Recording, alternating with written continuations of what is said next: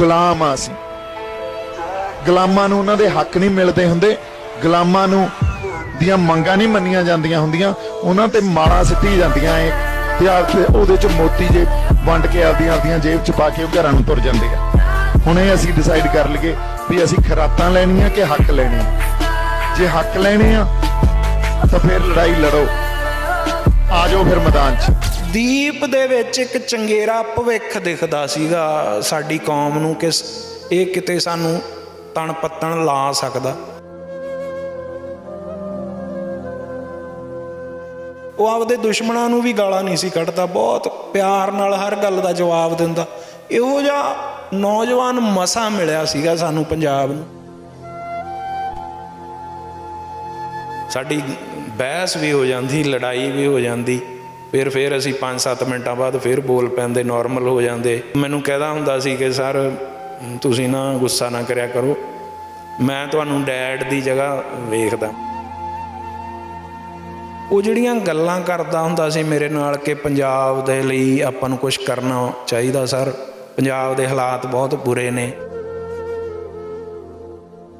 ਜਦੋਂ ਸਨੀ ਦਿਓਲ ਗੁਰਦਾਸਪੁਰੋਂ ਜਿੱਤਦਾ, ਉਦੋਂ ਦੀਪ ਨੂੰ ਜਿਹੜੀ ਪੰਜਾਬ ਦੀ ਰਾਜਨੀਤੀ ਦੀ ਸਮਝ ਆਉਂਦੀ ਆ। ਉਹਨੂੰ ਜਦੋਂ ਇਹ ਪਤਾ ਲੱਗਦਾ ਕਿ RSS BJP ਇਹ ਜਿਹੜੀਆਂ ਪੰਜਾਬ ਵਿਰੋਧੀ ਧਿਰਾਂ ਨੇ, ਤਾਂ ਉਹਦੇ ਅੰਦਰ ਇੱਕ ਚਾਨਣ ਹੁੰਦਾ ਕਿ ਪੰਜਾਬ ਲਈ ਕੁਛ ਕਰਨਾ ਪਊਗਾ, ਪੰਥ ਲਈ ਕੁਛ ਕਰਨਾ ਪਊਗਾ। ਜੇ ਮੈਨੂੰ ਉਹਦੇ 'ਤੇ ਵਿਸ਼ਵਾਸ ਨਾ ਹੁੰਦਾ ਤਾਂ ਮੈਂ ਉਹਦੇ ਨਾਲ ਖੜਦਾ ਨਹੀਂ ਸੀ, ਮੈਂ ਪਹਿਲਾਂ ਹੀ ਉਹਦੇ ਤੋਂ ਅੱਡ ਹੋ ਜਾਂਦਾ। ਜਦੋਂ ਦੀਪ 26 ਜਨਵਰੀ ਵਾਲੀ ਘਟਨਾ ਤੋਂ ਬਾਅਦ ਉਹਨੂੰ ਇਲਜ਼ਾਮ ਲਾਉਂਦੇ ਨੇ ਉਹਦੇ 'ਤੇ, ਜਾਂ ਕਿਸਾਨ ਯੂਨੀਅਨਾਂ ਦੇ ਲੀਡਰ ਜਾਂ ਕੁਛ ਹੋਰ ਲੋਕ, ਉਦੋਂ ਮੈਨੂੰ ਕੋਈ ਇਹ ਪੁੱਛਣਾ ਨਹੀਂ ਸੀ ਪਿਆ ਦੀਪ ਤੋਂ। ਮੈਨੂੰ ਪਤਾ ਹੀ ਸੀਗਾ ਕਿ ਦੀਪ ਨਾ ਤਾਂ ਵਿਕ ਸਕਦਾ, ਨਾ ਗੱਦਾਰੀ ਕਰ ਸਕਦਾ, ਨਾ ਕੋਈ ਪੈਸਾ ਜਾਂ ਇਸ ਕਿਸਮ ਦਾ ਉਹਨੂੰ ਲਾਲਚ ਆ ਜਿਹੜਾ ਉਹਨੂੰ ਖਰੀਦ ਸਕਦਾ।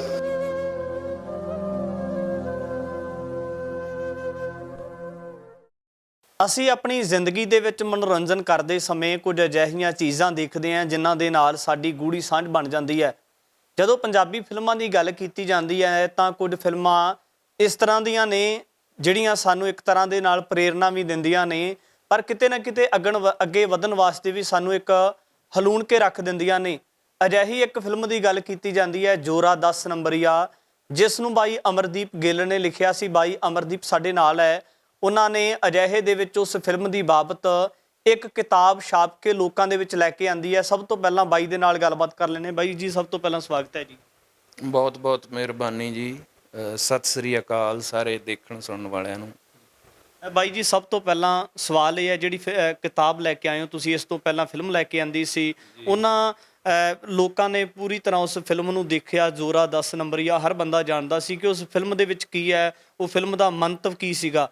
ਤਾਂ ਸਭ ਤੋਂ ਪਹਿਲਾਂ ਸਵਾਲ ਇਹ ਹੈ ਕਿ ਫਿਲਮ ਲੋਕਾਂ ਦੇ ਵਿੱਚ ਜਾਂਦੀ ਹੈ, ਹਰ ਵਿਅਕਤੀ ਉਸ ਨੂੰ ਦੇਖਦਾ ਹੈ, ਤਾਂ ਕਿਤਾਬ ਲੈ ਕੇ ਆਉਣ ਦੀ ਲੋੜ ਕਿਉਂ ਪਈ? ਇਹ ਪਹਿਲੀ ਵਾਰੀ ਹੋਇਆ। ਕਿਤਾਬ ਕਦੇ ਵੀ ਕਿਸੇ ਵੀ ਪੰਜਾਬੀ ਫਿਲਮ ਦੀ ਸਕ੍ਰਿਪਟ ਕਦੇ ਛਪ ਕੇ ਨਹੀਂ ਆਈ। ਕਿਸੇ ਵੀ ਫੀਚਰ ਫਿਲਮ ਦੀ ਸਕ੍ਰਿਪਟ ਆ ਜਿਹੜੀ ਉਹ ਕਿਤਾਬੀ ਰੂਪ ਦੇ ਵਿੱਚ ਨਹੀਂ ਆਈ। ਮੇਰਾ ਮਕਸਦ ਸੀਗਾ ਜਿਹੜਾ ਉਹ, ਹੁਣ ਤਾਂ ਚਲੋ ਦੀਪ ਇਸ ਦੁਨੀਆ ਦੇ ਵਿੱਚ ਨਹੀਂ ਹੈ, ਪਰ ਜਦੋਂ ਮੈਂ ਫਿਲਮ ਬਣਾਈ ਸੀ ਉਸ ਤੋਂ ਵੀ ਪਹਿਲਾਂ ਜਦੋਂ ਮੈਂ ਫਿਲਮ ਲਿਖੀ ਸੀ, ਇਹ ਮਤਲਬ ਅੱਜ ਤੋਂ 7-8 ਸਾਲ ਪਹਿਲਾਂ, ਤਾਂ ਉਦੋਂ ਹੀ ਇਹ ਗੱਲ ਦਾ ਮੈਂ ਫੈਸਲਾ ਕਰ ਲਿਆ ਸੀ ਕਿ ਇਸ ਫਿਲਮ ਦੀ ਸਕ੍ਰਿਪਟ ਆ ਜਿਹੜੀ ਉਹਨੂੰ ਕਿਤਾਬੀ ਰੂਪ 'ਚ ਛਾਪਾਂਗੇ। ਕਿਉਂਕਿ ਜੋਰਾ ਮੇਰੀ ਪਹਿਲੀ ਫਿਲਮ ਸੀ ਔਰ ਕਿਵੇਂ ਫਿਲਮ ਲਿਖੀ ਜਾਂਦੀ ਹੈ ਇਹ ਮੈਨੂੰ ਨਹੀਂ ਸੀ ਪਤਾ। ਮੈਂ ਬਹੁਤ ਆਪਦਾ ਜਿਹੜਾ ਮੇਰਾ ਤਜਰਬਾ ਸੀ ਫਿਲਮਾਂ ਦੇਖ ਦੇਖ ਕੇ ਔਰ ਹਿੰਦੀ ਦੀਆਂ ਜਾਂ ਅੰਗਰੇਜ਼ੀ ਦੀਆਂ ਕਿਤਾਬਾਂ ਪੜ੍ਹ ਕੇ ਮੈਂ ਸਿੱਖਿਆ, ਪਰ ਪੰਜਾਬੀ ਦੇ ਵਿੱਚ ਕੋਈ ਵੀ ਕਿਤਾਬ ਨਹੀਂ ਸੀ ਇਹੋ ਜਿਹੀ ਜਿਹਤੋਂ ਇਹ ਪਤਾ ਲੱਗੇ ਕਿ ਫਿਲਮ ਆ ਜਿਹੜੀ ਉਹ ਕਿਵੇਂ ਲਿਖੀ ਜਾਂਦੀ ਆ ਜਾਂ ਕਿਹੋ ਜਿਹੀ ਹੁੰਦੀ ਆ ਸਕ੍ਰਿਪਟ। ਜਦੋਂ ਅਸੀਂ ਕਹਿੰਦੇ ਹਾਂ ਸਕ੍ਰਿਪਟ, ਸਕਰੀਨ ਪਲੇ, ਡਾਇਲੋਗ, ਹੈ ਨਾ। ਅਤੇ ਫਿਰ ਮੇਰੇ ਦਿਮਾਗ 'ਚ ਇਹ ਗੱਲ ਆਈ ਕਿ ਜ਼ਰੂਰ ਜੇ ਮੈਂ ਜੋਰਾ 10 ਨੰਬਰੀਆ ਫਿਲਮ ਬਣਾਊਂਗਾ ਤਾਂ ਉਸ ਤੋਂ ਬਾਅਦ ਇਹਦੀ ਸਕ੍ਰਿਪਟ ਆ ਜਿਹੜੀ ਉਹ ਜ਼ਰੂਰ ਪਬਲਿਸ਼ ਕਰਾਂਗੇ। ਅਤੇ ਉਹ ਟਾਈਮ ਲੰਘਦਾ ਗਿਆ। 2017 1 ਸਤੰਬਰ ਨੂੰ ਰਿਲੀਜ਼ ਹੋਈ ਸੀ ਜੋਰਾ 10 ਨੰਬਰੀਆ। ਤੇ ਮੈਂ ਹੋਰ ਜਿਹੜੇ ਰੁਝੇਵੇਂ ਸੀ ਅਗਲੀਆਂ ਫਿਲਮਾਂ ਉਹਨਾਂ ਦੇ ਵਿੱਚ ਰੁੱਝਿਆ ਰਿਹਾ। ਤੇ ਆ ਹੁਣ ਪਿਛਲਾ ਜਦੋਂ ਲੋਕਡਾਊਨ ਦਾ ਟਾਈਮ ਸੀ ਤੇ ਕੋਈ ਫਿਲਮ ਦਾ ਸ਼ੂਟ ਤਾਂ ਕਰ ਨਹੀਂ ਸੀ ਰਹੇ, ਘਰੇ ਬੈਠੇ ਸੀ, ਤੇ ਉਦੋਂ ਮੈਂ ਇਹਨੂੰ ਸਕ੍ਰਿਪਟ ਤਿਆਰ ਕੀਤੀ ਦੁਬਾਰਾ, ਉਹਨੂੰ ਟਾਈਪ ਤਾਂ ਮੇਰੇ ਕੋਲ ਪਹਿਲਾਂ ਹੀ ਕੀਤੀ ਹੋਈ ਸੀ, ਕੁਛ ਉਹਦੇ 'ਚ ਕਾਂਟ ਛਾਂਟ ਕੀਤੀ ਤੇ ਫਿਰ ਮੈਂ ਪ੍ਰੈਸ 'ਚ ਦੇਣ ਦੀ ਸੋਚੀ ਕਿ ਪਬਲਿਸ਼ਰ ਨਾਲ ਗੱਲ ਕੀਤੀ। ਇਸ ਦਰਮਿਆਨ ਹੀ ਦੀਪ ਦੀ ਵਿਛੋੜਾ ਪੈ ਗਿਆ ਸਾਡੇ ਨਾਲੋਂ, ਦੀਪ ਸਾਨੂੰ ਛੱਡ ਕੇ ਚਲਾ ਗਿਆ ਇਸ ਦੁਨੀਆ ਨੂੰ। ਤੇ ਉਸ ਵਕਤ ਪ੍ਰੈਸ 'ਚ ਸੀਗੀ ਇਹ ਕਿਤਾਬ ਤੇ ਮੈਂ ਰੋਕੀ, ਸਾਹਿਬਦੀਪ ਪ੍ਰਕਾਸ਼ਨ ਭਿੱਖੀ ਨੇ ਛਾਪੀ ਹੈ ਇਹ। ਮੈਂ ਉਹਨਾਂ ਨੂੰ ਕਿਹਾ, ਕਰਨ ਭਿੱਖੀ ਹੈ ਮੁੰਡਾ ਜਿਹੜਾ ਉਹਨੂੰ ਚਲਾਉਂਦਾ, ਕਿ ਯਾਰ ਰੋਕੋ ਕਿਤਾਬ। ਉਹਦੇ ਜਿਹੜੇ 2 ਪੇਜ ਸੀਗੇ ਜਿੱਥੇ ਸਮਰਪਣ ਆਪਾਂ ਲਿਖਦੇ ਹਾਂ, ਡੈਡੀਕੇਟ ਕਰਦੇ ਹਾਂ ਕਿਤਾਬ ਕਿਸੇ ਨਾ ਕਿਸੇ ਨੂੰ, ਉਹ ਪਹਿਲਾਂ ਮੈਂ ਆਪਦੇ ਦੋਸਤਾਂ ਨੂੰ ਕੀਤੀ ਸੀ, ਫਿਰ ਮੈਂ ਉਹਨੂੰ ਚੇਂਜ ਕਰਕੇ ਉੱਥੇ ਦੀਪ ਨੂੰ ਸਮਰਪਣ ਕੀਤਾ, ਹੈ ਨਾ। ਫਿਰ ਉਹ ਕਿਤਾਬ ਆ ਜਿਹੜੀ ਉਹ 2 ਤਰੀਕ ਨੂੰ, 2 ਅਪ੍ਰੈਲ ਨੂੰ ਦੀਪ ਦਾ ਜਨਮ ਦਿਨ ਸੀ, ਉਸ ਦਿਨ ਰਿਲੀਜ਼ ਕੀਤੀ। ਗਿੱਲ ਸਾਹਿਬ, ਮੈਂ ਥੋੜ੍ਹਾ ਜਿਹਾ ਇਸ ਕਿਤਾਬ ਦੇ ਪਿਛੋਕੜ ਦੇ ਵਿੱਚ ਜਾਣਾ ਚਾਹੁੰਦਾ। ਜਿਹੜੀ ਤੁਸੀਂ ਇਹ ਸਕ੍ਰਿਪਟ ਲੈ ਕੇ ਆਂਦੀ, ਚਾਹੇ ਫਿਲਮ ਦੀ ਗੱਲ ਕਰੀਏ ਤਾਂ ਜਦੋਂ ਫਿਲਮ ਤਿਆਰ ਕਰਨੀ ਹੁੰਦੀ ਹੈ, ਮੈਂ ਉਹਨਾਂ ਹਾਲਾਤਾਂ ਦੀ ਗੱਲ ਕਰਨੀ ਚਾਹੁੰਦਾ, ਪਿਛੋਕੜ ਦੇ ਵਿੱਚ ਜਾਣਾ ਚਾਹੁੰਦਾ। ਤਾਂ ਜਦੋਂ ਉਹਨਾਂ ਪਾਤਰਾਂ ਦੀ ਚੋਣ ਕੀਤੀ ਜਾਂਦੀ ਹੈ ਜਾਂ ਦੀਪ ਦੀ ਚੋਣ ਕੀਤੀ ਜਾਂਦੀ ਹੈ, ਦੀਪ ਇਸ ਫਿਲਮ ਦੇ ਵਿੱਚ ਇੱਕ ਬਹੁਤ ਅਹਿਮ ਰੋਲ ਦੇ ਉੱਪਰ ਰੋਲ ਪਲੇ ਕਰ ਸਕਦੇ ਨੇ ਕਹਿੰਦੇ ਆ, ਤਾਂ ਕੀ ਤੁਹਾਨੂੰ ਕਿਵੇਂ ਲੱਗਾ ਕਿ ਦੀਪ ਹੀ ਉਹ ਜਿਹੜਾ ਕਰੈਕਟਰ ਹੈ ਉਹ ਨਿਭਾ ਸਕਦੀ ਨੇ?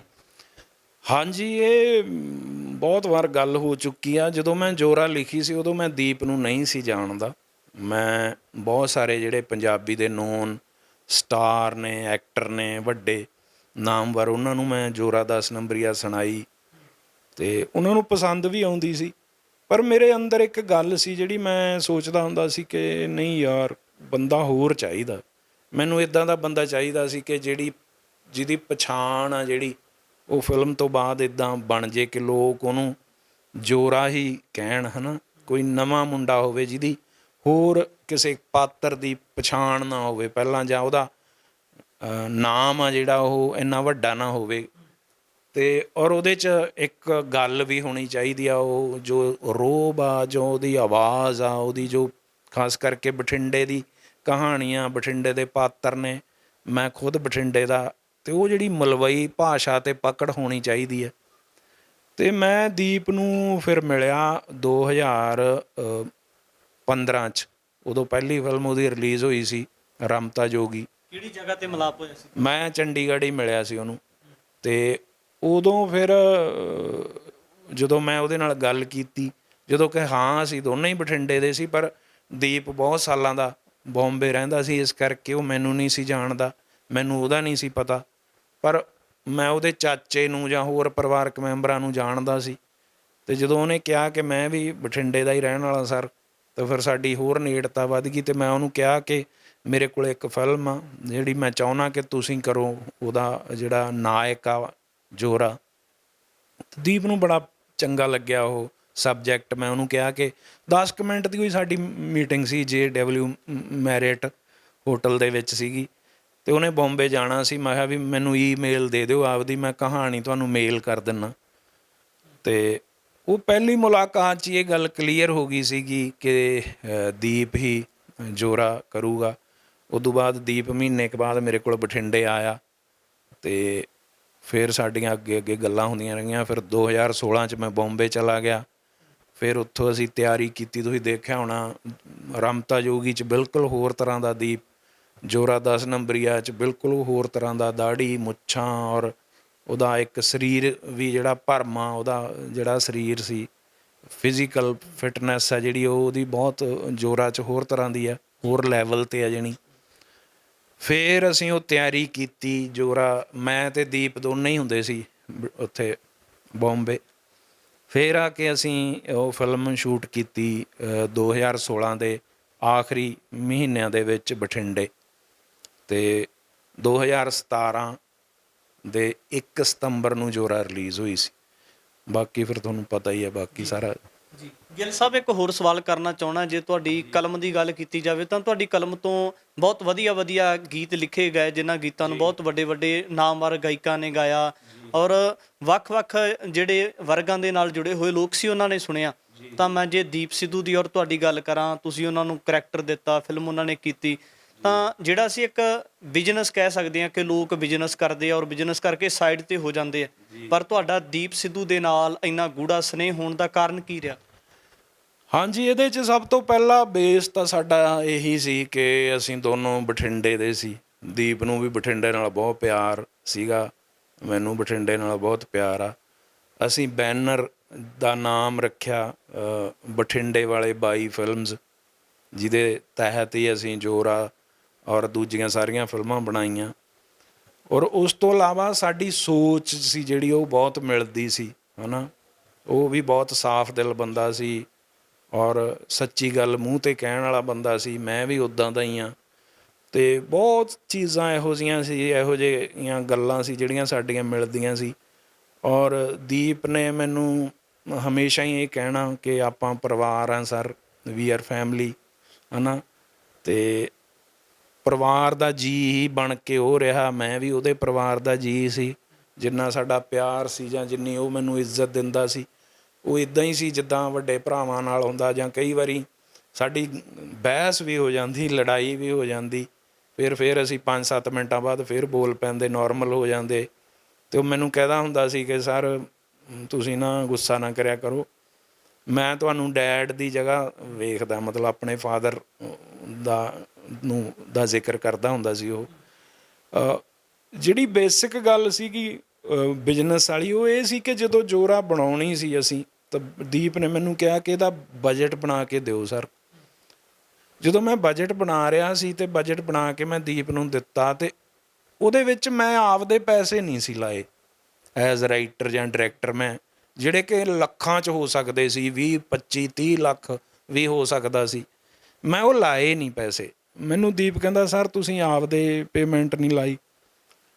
ਮੈਂ ਕਿਹਾ ਯਾਰ ਕੋਈ ਗੱਲ ਨਹੀਂ, ਮੇਰੀ ਇਹ ਪਹਿਲੀ ਫਿਲਮ ਆ ਔਰ ਮੈਂ ਚਾਹੁੰਦਾ ਕਿ ਇਹ ਫਿਲਮ ਉਵੇਂ ਬਣੇ ਜਿਵੇਂ ਮੈਂ ਬਣਾਉਣੀ ਚਾਹੁੰਦਾ, ਹੈ ਨਾ। ਉਸ ਤੋਂ ਪਹਿਲਾਂ ਦੀਪ ਦੀ ਫਿਲਮ ਚੱਲੀ ਨਹੀਂ ਸੀ, ਰਮਤਾ ਜੋਗੀ, ਹੈ ਨਾ, ਉਹਨੂੰ ਆਰਥਿਕ ਲੋਸ ਹੋਇਆ ਸੀ। ਮੈਂ ਕਿਹਾ ਯਾਰ ਮੈਂ ਚਾਹੁੰਦਾ ਕਿ ਪੈਸੇ ਆ ਨਾ ਜਿਹੜੇ ਆਪਣੇ ਕੋਲ, ਉਹ ਆਪਾਂ ਫਿਲਮ ਦੀ ਮੇਕਿੰਗ 'ਤੇ ਲਾਈਏ, ਉੱਥੇ ਆਪਾਂ ਕੋਈ ਸਮਝੌਤਾ ਨਾ ਕਰੀਏ, ਹੈ ਨਾ। ਅਤੇ ਕੋਈ ਗੱਲ ਨਹੀਂ, ਚਲੋ ਪੈਸੇ ਮੈਂ ਨਹੀਂ ਲੈਣੇ, ਬਾਅਦ 'ਚ ਆਪਾਂ ਕਰ ਲਾਂਗੇ। ਇਹ ਗੱਲ, ਇਹ ਜੈਸਚਰ ਸੀ ਜਿਹੜਾ ਮੇਰਾ, ਇਹ ਦੀਪ ਨੂੰ ਚੰਗਾ ਲੱਗਿਆ ਹੋਊਗਾ। ਉਹਨੂੰ ਲੱਗਿਆ ਹੋਊਗਾ ਕਿ ਇਹ ਬੰਦਾ ਪੈਸੇ ਲਈ ਨਹੀਂ ਗਾ, ਸਿਰਫ ਇਹਦਾ ਮਕਸਦ ਕੁਛ ਹੋਰ ਆ। ਮੈਂ ਕਹਿਣਾ ਵੀ ਇਹ ਹੁੰਦਾ ਕਿ ਬੇਸ਼ੱਕ ਪੈਸੇ ਦੀ ਜ਼ਰੂਰਤ ਆ, ਮੈਨੂੰ ਚਾਹੀਦੇ ਆ ਪੈਸੇ ਮੈਨੂੰ ਵੀ, ਪਰ ਮੈਂ ਜਦੋਂ ਕਲਾ ਦੀ ਗੱਲ ਆ ਜਾਂ ਆਪਣੀ ਸੋਚ ਦੀ ਗੱਲ ਆ ਜਾਂ ਜੋ ਕੰਮ ਕਰਨਾ, ਤਾਂ ਉੱਥੇ ਮੈਂ ਮੁੱਖ ਨਹੀਂ ਰੱਖਦਾ ਪੈਸਾ। ਉੱਥੇ ਮੇਰੇ ਲਈ ਜਜ਼ਬਾਤ ਜ਼ਰੂਰੀ ਨੇ। ਇੱਕ ਤਾਂ ਤੁਹਾਡੇ ਨਾਲ ਮੇਰੀ ਸਾਂਝ ਪੈ ਗਈ ਔਰ ਮੈਂ ਕੰਮ ਆ ਜਿਹੜਾ ਉਹ ਮੈਂ ਆਪਦੀ ਮਨਪਸੰਦ ਕਰ ਰਿਹਾ। ਇਸ ਕਰਕੇ ਉਹ ਸਾਡੀ ਸਾਂਝ 'ਚ ਬਹੁਤ ਸਾਰੀਆਂ ਗੱਲਾਂ ਇਹੋ ਜਿਹੀਆਂ ਸੀ ਜਿਹੜੀਆਂ ਬਹੁਤ ਗੂੜ੍ਹੀ ਸਾਡੀ ਸਾਂਝ ਪੈਂਦੀ ਗਈ। ਇਹਦੇ ਵਿੱਚ ਇੱਕ ਗੱਲ ਹੋਰ ਦੇਖਣ ਵਾਲੀ ਹੈ ਕਿ ਦੀਪ ਜੋਰਾ 10 ਨੰਬਰੀਆ ਫਿਲਮ ਕਰਦੇ ਆ, ਤਾਂ ਉਸ ਤੋਂ ਕੁਝ ਸਮਾਂ ਬਾਅਦ ਜਿਹੜਾ ਉਹ ਪੰਜਾਬ ਦੇ ਵਿੱਚ ਨਿੱਤਰ ਆਉਂਦੇ ਆ, ਪੰਜਾਬ ਦੇ ਜਿਹੜੇ ਮੋਰਚੇ ਲੱਗਦੇ ਆ, ਕਿਤੇ ਨਾ ਕਿਤੇ ਜਿਹੜੇ ਧਰਨੇ ਦਿੱਤੇ ਜਾਂਦੇ ਆ ਸੜਕਾਂ ਦੇ ਉੱਪਰ ਕੇਂਦਰ ਸਰਕਾਰ ਦੇ ਵਿਰੁੱਧ, ਤਾਂ ਉਸ ਸਮੇਂ ਦੇ ਦਰਮਿਆਨ ਜੇ ਆਪਾਂ ਸਮੁੱਚਾ ਸਮਾਂ ਕਾਲ ਦੇਖ ਲਈਏ ਤਾਂ ਦੀਪ ਨੂੰ ਗਦਾਰੀਆਂ ਦੇ ਅਵਾਰਡ ਦਿੱਤੇ ਜਾਂਦੇ ਆ। ਜਿਹੜੇ ਆਪਣੇ ਲੋਕ ਹੁੰਦੇ ਆ ਜਿਨ੍ਹਾਂ ਦੀ ਖਾਤਰ ਦੀਪ ਸਿੱਧੂ ਇੱਕ ਐਸ਼ ਆਰਾਮ ਵਾਲੀ ਜ਼ਿੰਦਗੀ ਛੱਡ ਕੇ ਆਉਂਦੇ ਆ। ਤਾਂ ਤੁਹਾਡਾ ਮੈਂ ਇੱਕ ਸਟੇਟਸ ਪੜ੍ਹਦਾ ਹੁੰਦਾ ਸੀ, ਤੁਸੀਂ ਫੇਸਬੁੱਕ ਦੇ ਉੱਪਰ ਲਿਖਦੇ ਹੁੰਦੇ ਸੀ ਕਿ ਜਿਸ ਦਿਨ ਸਾਡੇ ਵਾਲਾ ਗਦਾਰ ਨਿਕਲਿਆ ਤਾਂ ਸਿਰ ਲਾ ਦਿਓ, ਹੈ ਨਾ, ਤਾਂ ਗੋਲੀ ਮਾਰ ਦਿਓ। ਤਾਂ ਕੀ ਲੱਗਦਾ ਸੀ ਇਸ ਤਰੀਕੇ ਦੇ ਨਾਲ ਤੁਹਾਡਾ ਜਿਹੜਾ ਤਜਰਬਾ ਸੀ ਜਾਂ ਜਿਹੜਾ ਤੁਸੀਂ ਦੀਪ ਨੂੰ ਅੰਦਰੂਨੀ ਤੌਰ 'ਤੇ ਜਾਣਿਆ, ਉਹ ਫਿਲਮ ਦੇ ਸਮੇਂ ਕਾਲ ਦੇ ਦਰਮਿਆਨ ਜਾਣਿਆ ਜਾਂ ਫਿਰ ਹੋਰ ਤਜਰਬਾ ਸੀ ਤੁਹਾਡਾ ਇਹਦੇ ਬਾਰੇ? ਬਹੁਤ ਲੰਮਾ ਤਜਰਬਾ ਸੀ। ਮੈਂ 2015 ਤੋਂ ਲੈ ਕੇ 4-5 ਸਾਲ ਨੇ ਜਿਹੜੇ ਕਿਸਾਨ ਅੰਦੋਲਨ ਤੋਂ ਪਹਿਲਾਂ ਜਿਹੜੀ ਸਾਡੀ ਸਾਂਝ ਸੀ, ਮੈਂ ਬੋਂਬੇ, ਅਸੀਂ ਦੋਨੋਂ ਹੀ ਹੁੰਦੇ ਸੀ ਜ਼ਿਆਦਾਤਰ। ਮਤਲਬ ਦੀਪ ਜੇ ਕੋਈ ਹੋਰ ਕਿਤੇ ਕੰਮ ਵੀ ਜਾਣਾ ਉਹਨੇ, ਤਾਂ ਮੈਨੂੰ ਉਹਨੇ ਲੈ ਜਾਣਾ ਕਾਰ 'ਚ ਨਾਲ ਬਿਠਾ ਕੇ ਕਿ ਸਰ ਚੱਲਦੇ ਆਪਾਂ ਗੱਲਾਂ ਕਰਦੇ ਜਾਵਾਂਗੇ। ਅਤੇ ਸਾਡੀ ਸਾਂਝ ਹੀ ਇਹੋ ਜਿਹੀ ਸੀਗੀ। ਇਸ ਕਰਕੇ ਬੰਦੇ ਦਾ ਪਤਾ ਤਾਂ ਮਹੀਨੇ 10 ਦਿਨਾਂ 'ਚ ਹੀ ਲੱਗ ਜਾਂਦਾ ਹੁੰਦਾ ਕਿ ਬੰਦਾ ਕਿੱਥੇ ਕੁ ਖੜ੍ਹਾ, ਹੈ ਨਾ। ਉਹ ਜਿਹੜੀਆਂ ਗੱਲਾਂ ਕਰਦਾ ਹੁੰਦਾ ਸੀ ਮੇਰੇ ਨਾਲ ਕਿ ਪੰਜਾਬ ਦੇ ਲਈ ਆਪਾਂ ਨੂੰ ਕੁਛ ਕਰਨਾ ਚਾਹੀਦਾ ਸਰ, ਪੰਜਾਬ ਦੇ ਹਾਲਾਤ ਬਹੁਤ ਬੁਰੇ ਨੇ। ਖਾਸ ਕਰਕੇ ਜਦੋਂ ਸਨੀ ਦਿਓਲ ਗੁਰਦਾਸਪੁਰੋਂ ਜਿੱਤਦਾ, ਉਦੋਂ ਦੀਪ ਨੂੰ ਜਿਹੜੀ ਪੰਜਾਬ ਦੀ ਰਾਜਨੀਤੀ ਦੀ ਸਮਝ ਆਉਂਦੀ ਆ। ਖਾਸ ਕਰਕੇ ਉਹਨੂੰ ਜਦੋਂ ਇਹ ਪਤਾ ਲੱਗਦਾ ਕਿ RSS BJP ਇਹ ਜਿਹੜੀਆਂ ਪੰਜਾਬ ਵਿਰੋਧੀ ਧਿਰਾਂ ਨੇ, ਤਾਂ ਉਹਦੇ ਅੰਦਰ ਇੱਕ ਚਾਨਣ ਹੁੰਦਾ ਕਿ ਪੰਜਾਬ ਲਈ ਕੁਛ ਕਰਨਾ ਪਊਗਾ, ਪੰਥ ਲਈ ਕੁਛ ਕਰਨਾ ਪਊਗਾ। ਉਹ ਜਿਹੜੀਆਂ ਸਾਰੀਆਂ ਗੱਲਾਂ ਸੀ, ਉਹ ਸਾਰਾ ਬਦਲਾਅ ਸੀ ਜਿਹੜਾ ਉਹ ਮੈਂ ਵੇਖਿਆ, ਆਪਦੇ ਅੱਖੀਂ ਦੇਖਿਆ ਰੋਜ਼ਾਨਾ ਹੀ, ਹੈ ਨਾ। ਤੁਸੀਂ, ਤੁਹਾਡੇ ਯਾਦ ਹੋਣਾ ਜਦੋਂ ਦੀਪ ਲਾਈਵ ਹੋਣ ਲੱਗਿਆ, ਹੈ ਨਾ, ਘਰੋਂ ਬੰਬੇ ਵਾਲੇ ਘਰ 'ਚੋਂ ਬੈਠ ਕੇ, ਜਦੋਂ ਗੁਰੂ ਗ੍ਰੰਥ ਸਾਹਿਬ ਦੇ ਗੁੰਮ ਹੋਏ ਸਰੂਪਾਂ ਦੀ ਗੱਲ ਕਰਦਾ, ਕਦੇ ਕੋਈ ਮਸਲਾ, ਉਹ ਮੈਨੂੰ ਪਤਾ ਸੀ ਉਹਦੇ ਵੀ ਇਹ ਸਾਰੀਆਂ ਗੱਲਾਂ ਅੰਦਰੋਂ ਹੀ ਕਰ ਰਿਹਾ, ਦਿਲੋਂ ਕਰ ਰਿਹਾ। ਇਸ ਕਰਕੇ ਜੇ ਮੈਨੂੰ ਉਹਦੇ 'ਤੇ ਵਿਸ਼ਵਾਸ ਨਾ ਹੁੰਦਾ ਤਾਂ ਮੈਂ ਉਹਦੇ ਨਾਲ ਖੜਦਾ ਨਹੀਂ ਸੀ, ਮੈਂ ਪਹਿਲਾਂ ਹੀ ਉਹਦੇ ਤੋਂ ਅੱਡ ਹੋ ਜਾਂਦਾ। ਸਾਡੀ ਸੋਚ ਮਿਲਦੀ ਸੀ, ਸਾਡੀ ਸੋਚ ਬਹੁਤ ਮਸਲਿਆਂ 'ਤੇ ਇੱਕ ਸੀ, ਇਸ ਕਰਕੇ ਮੇਰਾ ਉਹਦੇ ਨਾਲ ਵਿਸ਼ਵਾਸ ਵੀ ਸੀ। ਔਰ ਜਿਉਂ ਕਿਸਾਨ ਅੰਦੋਲਨ 'ਚ ਆਉਂਦਾ, ਜੋ ਵੀ ਉਹ ਕਰਦਾ, ਲੋਕਾਂ ਨਾਲ ਜੁੜਦਾ, ਲੋਕਾਂ ਦੀਆਂ ਸਮੱਸਿਆਵਾਂ ਨਾਲ ਜੁੜਦਾ, ਤਾਂ ਸਾਡਾ ਪਿਆਰ ਜਿਹੜਾ ਸੀ ਉਹ ਹੋਰ ਗੂੜਾ ਹੁੰਦਾ ਗਿਆ। ਇਸ ਕਰਕੇ ਜਦੋਂ ਦੀਪ 26 ਜਨਵਰੀ ਵਾਲੀ ਘਟਨਾ ਤੋਂ ਬਾਅਦ ਉਹਨੂੰ ਇਲਜ਼ਾਮ ਲਾਉਂਦੇ ਨੇ ਉਹਦੇ 'ਤੇ, ਜਾਂ ਕਿਸਾਨ ਯੂਨੀਅਨਾਂ ਦੇ ਲੀਡਰ ਜਾਂ ਕੁਛ ਹੋਰ ਲੋਕ ਹੈਗੇ, ਤਾਂ ਉਹ ਸਾਰੇ ਆਪਦੇ ਹੀ ਨੇ। ਉਦੋਂ ਮੈਨੂੰ ਕੋਈ ਇਹ ਪੁੱਛਣਾ ਨਹੀਂ ਸੀ ਪਿਆ ਦੀਪ ਤੋਂ। ਮੈਨੂੰ ਪਤਾ ਹੀ ਸੀਗਾ ਕਿ ਦੀਪ ਨਾ ਤਾਂ ਵਿਕ ਸਕਦਾ, ਨਾ ਗੱਦਾਰੀ ਕਰ ਸਕਦਾ, ਨਾ ਕੋਈ ਪੈਸਾ ਜਾਂ ਇਸ ਕਿਸਮ ਦਾ ਉਹਨੂੰ ਲਾਲਚ ਆ ਜਿਹੜਾ ਉਹਨੂੰ ਖਰੀਦ ਸਕਦਾ। ਕਿਉਂਕਿ ਉਹ ਜਿੱਥੋਂ ਆਇਆ ਸੀ, ਕਰੋੜਾਂ ਰੁਪਈਆ ਉਹ ਛੱਡ ਕੇ ਆਇਆ ਸੀ। ਉਹ ਬਿਜ਼ਨਸ ਉਹਦਾ, ਉਹ ਵਕਾਲਤ ਉਹਦੀ, ਉਹਦਾ ਘਰ, ਉਹਦੀਆਂ ਗੱਡੀਆਂ। ਔਰ ਜੇ ਉਹਨੇ ਰਾਜਨੀਤਿਕ ਕੋਈ ਫਾਇਦਾ ਲੈਣਾ ਹੁੰਦਾ ਤਾਂ ਉਹ ਸਨੀ ਦਿਓਲ ਦੇ ਪਰਿਵਾਰ ਦੇ ਬਹੁਤ ਨੇੜੇ ਸੀ, ਧਰਮਿੰਦਰ ਹੋਰਾਂ ਦੇ ਬਹੁਤ ਨੇੜੇ ਸੀ। ਉਹ ਉਦੋਂ ਕਹਿ ਦਿੰਦਾ ਕਿ ਗੁਰਦਾਸਪੁਰੋਂ ਸਨੀ ਦਿਓਲ ਖੜ੍ਹਾ ਹੋਇਆ, ਅਗਲੀ ਵਾਰ ਉਹ ਕਹਿ ਦਿੰਦਾ ਜੀ ਮੈਂ MLA ਖੜ੍ਹਾ ਹੋਊਂਗਾ ਪੰਜਾਬ 'ਚ ਕਿਸੇ ਸੀਟ ਤੋਂ, ਜਾਂ ਦਿੱਲੀ ਤੋਂ, ਜਾਂ ਕਿਤੇ ਵੀ, ਕੁਛ ਵੀ ਕਹਿ ਦਿੰਦਾ। ਉਹਨੂੰ ਕਿਸੇ ਨੇ ਨਾ ਨਹੀਂ ਸੀ ਕਰਨੀ।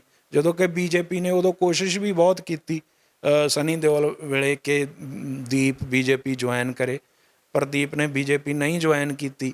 ਉਹਨੂੰ ਇਹ ਗੱਲ ਦੀ ਸਮਝ ਆ ਚੁੱਕੀ ਸੀ। ਇਸ ਕਰਕੇ ਉਹ ਸਾਰੀਆਂ ਗੱਲਾਂ ਜੁੜੀਆਂ ਵੀਆਂ ਨੇ, ਜਿਹਦੇ ਕਰਕੇ ਮੈਂ ਦੀਪ ਦੇ ਨਾਲ ਖੜਾ।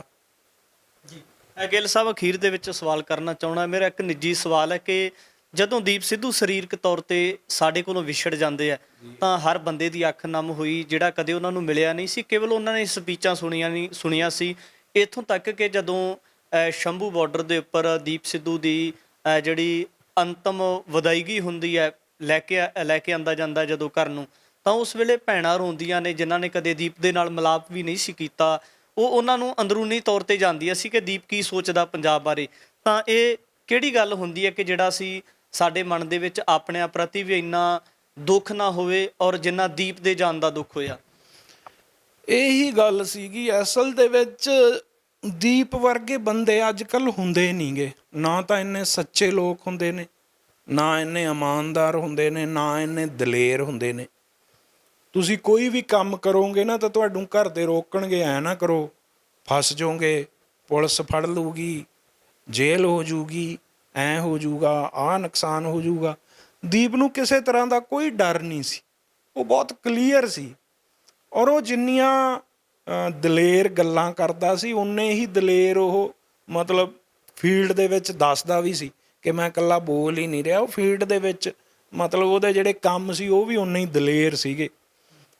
ਤੁਸੀਂ ਉਹ ਰਾਤ ਦੇਖੀ ਹੋਣੀ ਆ ਜਦੋਂ ਮਤਲਬ ਦਿੱਲੀ ਨੂੰ ਜਾ ਕੇ ਸਾਰੇ ਕਿਸਾਨ ਜਥੇਬੰਦੀਆਂ, ਕਿਸਾਨ ਨੌਜਵਾਨ ਦਿੱਲੀ ਪਹੁੰਚਦੇ ਆ ਜਦੋਂ, ਹੈ ਨਾ, ਔਰ ਦੀਪ ਸ਼ੰਭੂ ਬਾਰਡਰ ਤੋਂ ਪਹੁੰਚਦਾ, ਉਹ ਕਿਵੇਂ ਗੱਲ ਕਰਦਾ, ਕਿੰਨਾ ਉਹ ਕਲੀਅਰ ਸੀ, ਕਿੰਨਾ ਉਹਦੇ 'ਚ ਜੋਸ਼ ਸੀ। ਉਹ ਸਾਰਾ ਕੁਛ ਲੋਕਾਂ ਨੂੰ ਨਾ ਹੌਲੀ ਹੌਲੀ ਦਿਖਣ ਲੱਗ ਜਾਂਦਾ ਹੁੰਦਾ। ਦੇਖੋ, ਕੋਈ ਬੰਦਾ ਝੂਠਾ ਉਹ ਵੀ ਬਾਹਲਾ ਚਿਰ ਨਹੀਂ ਲੁਕ ਸਕਦਾ। ਕੋਈ ਬੰਦਾ ਸੱਚਾ ਜਿਹੜਾ, ਉਹਦਾ ਵੀ ਪਤਾ ਲੱਗ ਜਾਂਦਾ ਲੋਕਾਂ ਨੂੰ। ਦੀਪ ਨੂੰ ਕੋਈ ਇੰਟਰਸਟ ਨਹੀਂ ਸੀ ਦੀਪ ਦਾ। ਨਾ ਉਹਨੇ ਵੋਟਾਂ 'ਚ ਖੜੇ ਹੋਣਾ ਸੀ, ਨਾ ਉਹਨੇ ਕੋਈ ਪਾਰਟੀ ਬਣਾਉਣੀ ਸੀ, ਨਾ ਉਹਨੇ ਕਿਤੋਂ ਪੈਸੇ ਲੈਣੇ ਸੀ। ਜਿਹੜੇ ਲੋਕ ਇਹ ਕਹਿੰਦੇ ਸੀ ਵੀ ਇਹ ਰਾਜਨੀਤਿਕ ਫਾਇਦਾ ਲਊਗਾ, ਪਾਰਟੀ ਬਣਾਊਗਾ, ਉਹ ਸਾਰੇ ਵੋਟਾਂ 'ਚ ਖੜੇ ਹੋਏ, ਸਾਰਿਆਂ ਨੇ ਪਾਰਟੀਆਂ ਬਣਾਈਆਂ ਹਨ, ਪਰ ਦੀਪ ਨੇ ਨਹੀਂ ਇਹੋ ਜਿਹਾ ਕੁਛ ਕੀਤਾ। ਇਹ ਸਾਰਾ ਕੁਛ ਜਿਹੜਾ ਲੋਕਾਂ ਨੂੰ ਦਿਖਦਾ ਸੀ, ਘਰਾਂ 'ਚ ਬੈਠੀਆਂ ਭੈਣਾਂ ਬਜ਼ੁਰਗਾਂ ਨੂੰ, ਇਕੱਲੇ ਇੰਡੀਆ 'ਚ ਨਹੀਂ, ਪੂਰੀ ਦੁਨੀਆ 'ਚ ਮੇਰਾ ਫੋਨ ਆ ਜਿਹੜਾ ਉਹ ਸਾਰਾ ਦਿਨ ਜਿਹੜਾ ਹੈਗਾ ਉਹਦੇ 'ਤੇ ਫੋਨ ਆਉਂਦੇ ਰਹਿੰਦੇ ਅੱਜ ਵੀ। ਜਦੋਂ ਕਿ ਦੀਪ ਨੂੰ ਆਪਾਂ ਕਹਿ ਸਕਦੇ ਹਾਂ ਕਿ 2 ਮਹੀਨੇ ਹੋਣ ਵਾਲੇ ਹੋ ਗਏ, 4-5 ਦਿਨ ਹੀ, 15 ਦਿਨ ਅਪ੍ਰੈਲ ਨੂੰ ਉਹਨੂੰ 2 ਮਹੀਨੇ ਹੋ ਜਾਣਗੇ, ਹੈ ਨਾ। ਮਤਲਬ ਇੰਨੇ ਫੋਨ ਆਉਂਦੇ ਨੇ ਮੈਨੂੰ, ਹਰ ਦੇਸ਼ 'ਚੋਂ ਫੋਨ ਆਉਂਦੇ ਨੇ, ਤੁਸੀਂ ਸੋਚ ਨਹੀਂ ਸਕਦੇ। ਜਿੱਥੇ ਆਪਾਂ ਨੂੰ ਇਹ ਨਹੀਂ ਪਤਾ ਹੁੰਦਾ ਕਿ ਇੱਥੇ ਪੰਜਾਬੀ ਰਹਿੰਦੇ ਆ, ਪੁਰਤਗਾਲ ਤੋਂ ਵੀ ਮੈਨੂੰ ਫੋਨ ਆਏ, ਜਾਪਾਨ ਤੋਂ ਵੀ ਮੈਨੂੰ ਫੋਨ ਆਏ, ਅਮਰੀਕਾ, ਕਨੇਡਾ, ਇੰਗਲੈਂਡ, ਨਿਊਜ਼ੀਲੈਂਡ, ਇਹ ਤਾਂ ਚਲੋ ਆਮ ਗੱਲ ਆ। ਉਹ ਰੋ ਰਹੇ ਨੇ, ਅੱਜ ਤੱਕ ਉਹ ਕੰਮ 'ਤੇ ਨਹੀਂ ਗਏ। ਉਹਦਾ ਕਾਰਨ ਇਹੀ ਸੀ ਕਿ ਉਹਨਾਂ ਨੂੰ ਲੱਗਦਾ ਸੀ ਕਿ ਯਾਰ ਇੰਨਾ ਸੱਚਾ ਬੰਦਾ, ਇੰਨਾ ਐਜੂਕੇਟਡ ਬੰਦਾ, ਇੰਨਾ ਸਿਵਲਾਈਜ਼ਡ, ਇੰਨਾ ਸਿਆਣਾ ਔਰ ਇੰਨਾ ਦਲੇਰ ਔਰ ਹਰ ਗੱਲ ਦੇ ਲਈ ਕਲੀਅਰ ਔਰ ਇੰਨਾ ਪੋਲਾਈਟ। ਉਹ ਆਪਦੇ ਦੁਸ਼ਮਣਾਂ ਨੂੰ ਵੀ ਗਾਲਾਂ ਨਹੀਂ ਸੀ ਕੱਢਦਾ, ਬਹੁਤ ਪਿਆਰ ਨਾਲ ਹਰ ਗੱਲ ਦਾ ਜਵਾਬ ਦਿੰਦਾ। ਇਹੋ ਜਿਹਾ ਨੌਜਵਾਨ ਮਸਾਂ ਮਿਲਿਆ ਸੀਗਾ ਸਾਨੂੰ ਪੰਜਾਬ ਨੂੰ। ਔਰ ਉਹ ਗੱਲ ਜਿਹੜੀ ਭਾਸ਼ਾ 'ਚ ਕਰਦਾ ਸੀ, ਸਭ ਨੂੰ ਇਹ ਲੱਗਦਾ ਸੀ ਕਿ ਯਾਰ ਇਹ ਸਾਡੀ ਗੱਲ ਹੀ ਕਰ ਰਿਹਾ। ਉਹ ਇਸ ਕਰਕੇ ਜਿਵੇਂ ਉਹਦੇ ਨਾਲ ਜੁੜ ਗਏ, ਫਿਰ ਖਾਸ ਕਰਕੇ ਧਰਮ ਦੀ ਗੱਲ, ਸਿੱਖੀ ਦੀ ਗੱਲ, ਪੰਥ ਦੀ ਗੱਲ। ਕਿਉਂਕਿ ਅਸੀਂ ਜਦੋਂ ਵੀ ਪੰਥ ਦੀ ਗੱਲ ਕਰਦੇ ਹਾਂ, ਅਸੀਂ ਕਹਿੰਦੇ ਹਾਂ ਯਾਰ ਪੰਥ ਬਹੁਤ ਬਦਕਿਸਮਤ ਆ, ਸਾਡੀ ਕੌਮ ਬਹੁਤ ਬਦਕਿਸਮਤ ਆ, ਇਹਨੂੰ ਹਮੇਸ਼ਾ ਧੋਖੇ ਮਿਲੇ ਨੇ, ਹੈ ਨਾ। ਇਹਨੂੰ ਇਹੋ ਜਿਹੇ ਲੀਡਰ ਮਿਲੇ ਨੇ ਜਿਹੜੇ ਪਹਿਲਾਂ ਕੁਛ ਹੋਰ ਕਰਦੇ ਨੇ, ਬਾਅਦ 'ਚ ਆਪਦੇ ਰੰਗ ਦਿਖਾ ਜਾਂਦੇ ਨੇ। ਪੰਥ ਦੇ ਨਾਂ 'ਤੇ ਰਾਜਨੀਤਿਕ ਪਾਰਟੀਆਂ ਬਣਾ ਕੇ ਲੁੱਟਣ ਵਾਲੇ ਬਥੇਰੇ ਨੇ ਇੱਥੇ। ਪਰ ਦੀਪ ਦੇ ਵਿੱਚ ਇੱਕ ਚੰਗੇਰਾ ਭਵਿੱਖ ਦਿਖਦਾ ਸੀਗਾ ਸਾਡੀ ਕੌਮ ਨੂੰ ਕਿ ਇਹ ਕਿਤੇ ਸਾਨੂੰ ਤਣ ਪੱਤਣ ਲਾ ਸਕਦਾ। ਔਰ ਅਨਐਕਸਪੈਕਟਡਲੀ ਨੌਜਵਾਨ ਮੁੰਡਾ, ਸੋਹਣਾ ਸੁਨੱਖਾ, ਇੱਕਦਮ ਮਤਲਬ ਸੋਚਿਆ ਵੀ ਨਹੀਂ ਕਿਸੇ ਨੇ, ਔਰ ਉਹ ਮੌਤ ਦੇ ਮੂੰਹ 'ਚ ਜਾ ਪਿਆ। ਇਸ ਕਰਕੇ ਗੱਲ ਬਰਦਾਸ਼ਤ ਕਰਨੀ ਬਹੁਤ ਔਖੀ ਆ, ਰੋਣਾ ਸੁਭਾਵਿਕ ਹੈ। ਜਦੋਂ ਯੋਧੇ ਚਲੇ ਜਾਂਦੇ ਨੇ ਤਾਂ ਉਹਨਾਂ ਦੇ ਜਾਣ ਤੋਂ ਬਾਅਦ ਉਹਨਾਂ ਦੀਆਂ ਯਾਦਾਂ ਤਾਜ਼ੀਆਂ ਕੀਤੀਆਂ ਜਾਂਦੀਆਂ ਹੈ। ਜਿਹੜੇ ਲਿਖਾਰੀ ਹੁੰਦੇ ਉਹ ਆਪਣੀ ਕਲਮ ਦੇ ਨਾਲ ਉਹਨਾਂ ਦੀ ਯਾਦ ਵਿੱਚ ਕਿਤਾਬਾਂ ਲਿਖਦੇ ਨੇ। ਤੁਹਾਡੀ ਵੀ ਕਲਮ ਦੇ ਵਿੱਚ ਬਹੁਤ ਤਾਕਤ ਹੈ। ਕੀ ਤੁਸੀਂ ਦੀਪ ਸਿੱਧੂ ਦੀ ਜ਼ਿੰਦਗੀ ਨੂੰ ਲੈ ਕੇ, ਉਹਨਾਂ ਦੇ ਜੀਵਨ ਨੂੰ ਲੈ ਕੇ ਕੋਈ ਇਸ ਤਰ੍ਹਾਂ ਦਾ ਉਪਰਾਲਾ ਕਰਨ ਜਾ ਰਹੇ ਹੋ ਕਿ ਉਹਨਾਂ ਦਾ ਜੀਵਨ ਲਿਖਿਆ ਜਾਣਾ ਚਾਹੀਦਾ? ਜੀ, ਪਹਿਲਾਂ ਤਾਂ ਮੈਂ ਜੋਰਾ 10 ਨੰਬਰੀਆ ਕਿਤਾਬ ਦੀ ਗੱਲ ਕਰੂੰਗਾ। ਇਹ ਕਿਤਾਬ ਸਾਹਿਬ ਦੀ ਪ੍ਰਕਾਸ਼ਨ ਨੇ ਛਾਪੀ ਆ। ਇਹ ਨੋ ਪ੍ਰੋਫਿਟ ਨੋ ਲਾਸ 'ਤੇ ਉਹ ਵੇਚ ਰਹੇ ਨੇ, ਹੈ ਨਾ। ਮੈਂ ਕੋਈ ਪੈਸਾ ਨਹੀਂ ਲਿਆ, ਨਾ ਮੈਂ ਕੋਈ ਪੈਸਾ ਦਿੱਤਾ। ਅਤੇ ਸਾਡਾ ਮਕਸਦ ਜਾਂ ਸਾਹਿਬ ਦੀ ਪ੍ਰਕਾਸ਼ਨ ਭਿੱਖੀ ਦਾ ਮਕਸਦ ਆ ਜਿਹੜਾ, ਉਹ ਇਸ ਕਿਤਾਬ ਤੋਂ ਪੈਸੇ ਕਮਾਉਣਾ ਨਹੀਂ। ਜਿੰਨਾ ਕੁ ਉਹਨਾਂ ਦਾ ਖਰਚਾ ਹੋਇਆ, ਇੱਕ ਨਵਾਂ ਪ੍ਰਕਾਸ਼ਨ ਆ, ਹੈ ਨਾ, ਬਹੁਤ ਮਿਹਨਤੀ ਮੁੰਡਾ ਕਰਨ ਭਿੱਖੀ, ਉਹ ਇਸ ਕਿਤਾਬ ਨੂੰ ਐਂ ਹੀ ਲੋਕਾਂ ਤੱਕ ਪਹੁੰਚਾ ਰਿਹਾ ਕਿ ਬਸ ਜਿੰਨਾ ਡਾਕ ਖਰਚ ਲੱਗਦਾ ਜਾਂ ਖਰਚ ਹੋਇਆ ਓਨੇ ਕੁ ਪੈਸੇ ਹੀ ਮੈਂ ਲੈਣੇ ਆ, ਕਮਾਈ ਨਹੀਂ ਕਰਨੀ। ਇਸ ਤੋਂ ਬਾਅਦ ਅਸੀਂ ਜੋਰਾ ਦਾ 2nd ਚੈਪਟਰ, ਜਿਹੜੀ ਦੂਜੀ ਫਿਲਮ ਸੀ, ਉਹਦੀ ਸਕ੍ਰਿਪਟ ਵੀ ਛਾਪਾਂਗੇ। ਫਿਰ ਮੈਂ ਦੀਪ ਸਿੱਧੂ ਦੀ ਜ਼ਿੰਦਗੀ ਅਤੇ ਮੇਰੀਆਂ ਯਾਦਾਂ ਜਿਹੜੀਆਂ ਉਹਦੇ ਨਾਲ, ਉਹਨਾਂ ਦੀ ਵੀ ਇੱਕ ਕਿਤਾਬ ਮੈਂ ਛਾਪੂੰਗਾ। ਔਰ ਕੋਸ਼ਿਸ਼ ਕਰੂੰਗਾ ਮੈਂ ਆਉਣ ਵਾਲੇ ਸਮੇਂ ਦੇ ਵਿੱਚ ਦੀਪ ਸਿੱਧੂ ਦੀ ਜ਼ਿੰਦਗੀ 'ਤੇ ਇੱਕ ਵੱਡੀ ਫਿਲਮ ਵੀ ਬਣਾਵਾਂ। ਔਰ ਬਾਕੀ ਬਹੁਤ ਸਾਰੇ ਵਿਦਵਾਨ ਆ ਜਿਹੜੇ ਉਹ ਕਿਤਾਬਾਂ ਲਿਖ ਰਹੇ ਨੇ ਔਰ ਆਪਣੇ ਆਪਣੇ ਤਰੀਕੇ ਨਾਲ ਦੀਪ ਸਿੱਧੂ ਨੂੰ ਯਾਦ ਕਰ ਰਹੇ ਨੇ। ਇਹ ਸਨ ਬਾਈ ਅਮਰਦੀਪ ਗਿੱਲ। ਇਹਨਾਂ ਦੇ ਨਾਲ ਗੱਲਬਾਤ ਕੀਤੀ ਹੈ। ਜਿੱਥੇ ਜੋਰਾ 10 ਨੰਬਰੀਆ ਬਾਈ ਦੀਪ ਸਿੱਧੂ ਨੂੰ ਸਮਰਪਿਤ ਕਰਕੇ ਲਿਖੀ ਹੈ, ਉੱਥੇ ਆਉਣ ਵਾਲੇ ਸਮੇਂ ਦੇ ਵਿੱਚ ਉਹਨਾਂ ਦਾ ਦਾਅਵਾ ਹੈ ਕਿ ਉਹਨਾਂ ਦੇ ਨਾਲ ਜੁੜੀਆਂ ਹੋਈਆਂ ਜਿਹੜੀਆਂ ਉਹਨਾਂ ਦੀਆਂ ਯਾਦਾਂ ਨੇ, ਉਹਨਾਂ ਨੂੰ ਵੀ ਲੋਕਾਂ ਤੱਕ ਲੈ ਕੇ ਆਂਦਾ ਜਾਵੇਗਾ। ਇੱਥੇ ਹੀ ਬਸ ਨਹੀਂ, ਉਹਨਾਂ ਦੀ ਯਾਦ ਦੇ ਵਿੱਚ ਇੱਕ ਫਿਲਮ ਵੀ ਬਣਾਈ ਜਾਵੇਗੀ। ਆਉਣ ਵਾਲੇ ਸਮੇਂ ਦੇ ਵਿੱਚ ਵੀ ਇਸ ਤਰ੍ਹਾਂ ਦੀਆਂ तमाम ਸ਼ਖਸੀਅਤਾਂ ਦੇ ਨਾਲ ਗੱਲਬਾਤ ਕਰਕੇ ਤੁਹਾਡੇ ਤੱਕ ਹਾਜ਼ਰ ਹੋਵਾਂਗਾ। ਧੰਨਵਾਦ।